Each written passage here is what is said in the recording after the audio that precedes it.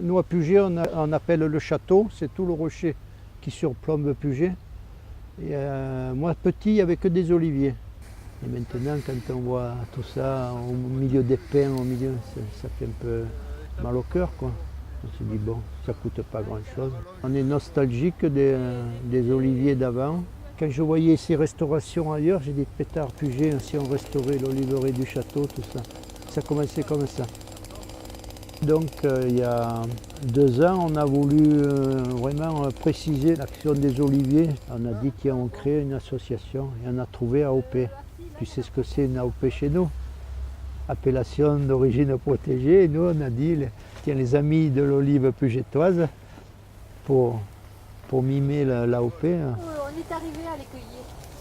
Il y en a juste un peu en haut.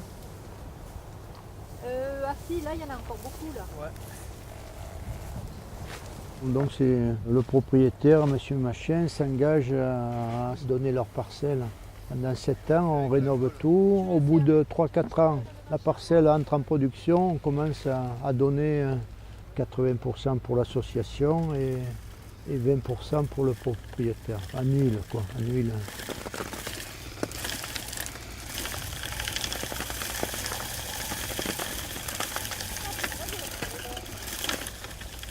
Et autant au début, les gens qu'on allait voir, ils nous regardaient avec des gros yeux, ils disaient, oh putain, ils vont me prendre les oliviers, ça va être foutu. Non, non, non, ils ne faisaient rien, mais on s'en occupe, tout ça. Et au bout de 3 ans, déjà, les gens venaient nous voir, oh pétard, ils avaient vu ce qu'on avait fait, ils avaient un peu compris ce qu'on faisait. Le propriétaire est gagnant à plein pot, quoi. On a des vieux de 90 ans qui nous ont donné leur parcelle. On les a ramenés sur le terrain pour qu'ils voient comment c'était.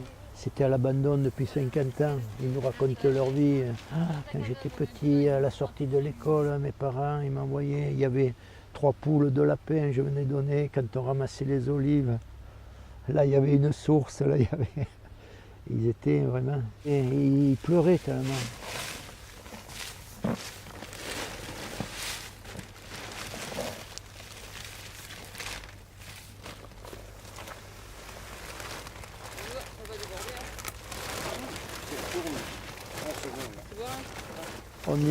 On a dépassé 8 hectares de rénovation d'oliverie.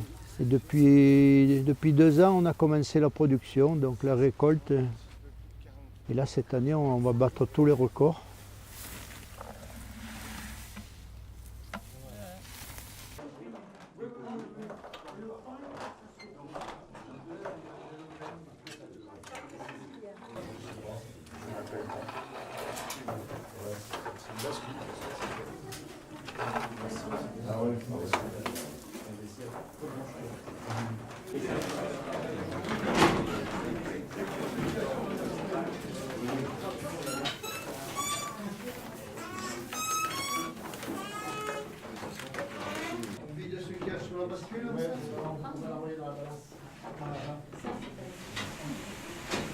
Le projet du moulin de Villars-sur-Var, il est ancien, 78 j'en suis sûr, c'est l'arrêt de l'exploitation du moulin par Pierrot Carletti, c'était un monsieur de Villars.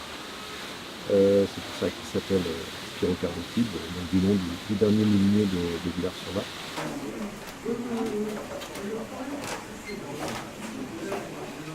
Il y a eu une volonté des habitants de conserver cet outil au sein du village. Et depuis, donc, la municipalité a réhabilité les lieux. Donc moi, ma volonté, c'est d'en faire un outil de travail qui respecte les façons anciennes de travailler. Il n'y a pas de recherche de rentabilité stricte et pure de l'exploitation. On va dire qu'on est plutôt sur une idée de résilience, c'est-à-dire d'utiliser tous ces handicaps comme des atouts. Mais on essaye de relancer une filière, remettre en route des terrains sur lesquels il y a des oliviers, et d'arriver jusqu'à la commercialisation de produits directs ou dérivés de ce qu'on va mettre en route.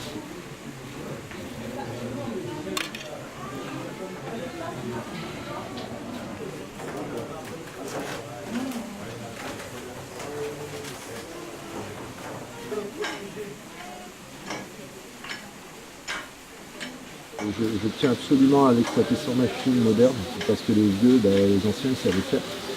Et toutes les machines qui sont créées, elles sont créées dans un souci de rentabilité, dans un souci de gagner plus d'argent. Et moi, c'est pas du tout mon objectif.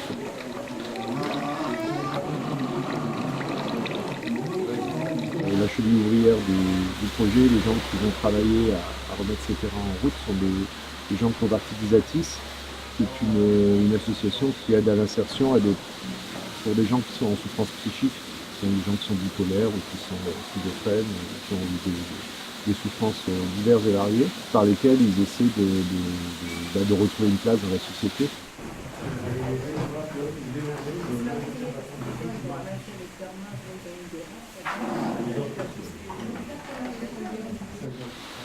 Et le moulin, il crée du lien social, il n'y a qu'à voir aujourd'hui, mais c'est comme ça presque tous les jours.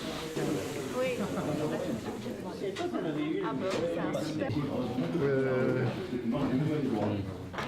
Alors à la truffe, tu trempes d'abord le pain grillé sans rien, sans l'huile. Et après tu vas chercher les lamelles.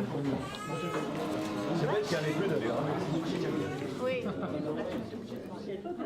bon, c'est un super.